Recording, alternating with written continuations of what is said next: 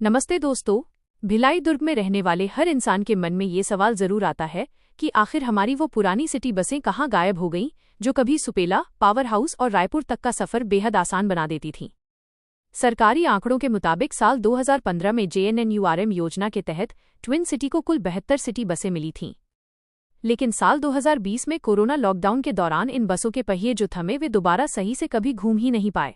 रखरखाव करने वाली कंपनियों की लापरवाही, आपसी विवाद और प्रशासनिक अनदेखी की वजह से करोड़ों रुपए की ये गाड़ियां सुपेला डिपो में खड़ी खड़ी कबाड़ बन गईं। डिपो में सुरक्षा न होने के कारण चोरों ने बसों के कीमती इंजन पार्ट्स, टायर और बैटरियां तक पार कर दीं। RTO की जांच में इन्हें अनफिट पाया गया है, जिसके बाद प्रशासन अब इन 69 कंडम बसों को नीलाम करने की तैयारी में है।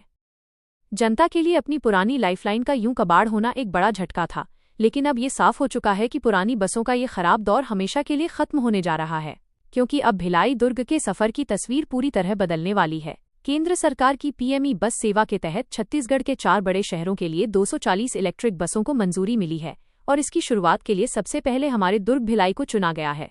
ट्विन सिटी के हिस्से में 50 शानदार एयर कंडीशनड बसें आई हैं, जिसके लिए नेहरू नगर में हाईटेक चार्जिंग डिपो और इंफ्रास्ट्रक्चर का काम प्रशासन द्वारा तेजी से पूरा किया जा रहा है। ये नई इलेक्ट्रिक बसें हमारे सफर करने के अंदाज को पूरी तरह बदल देंगी।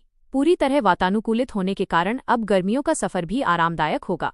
चूंकि ये 100% बिजली से चलेंगी, इसलिए सड़कों पर न तो जहरीला धुआं उड़ेगा और न ही डीजल इंजन का कोई शोर होगा।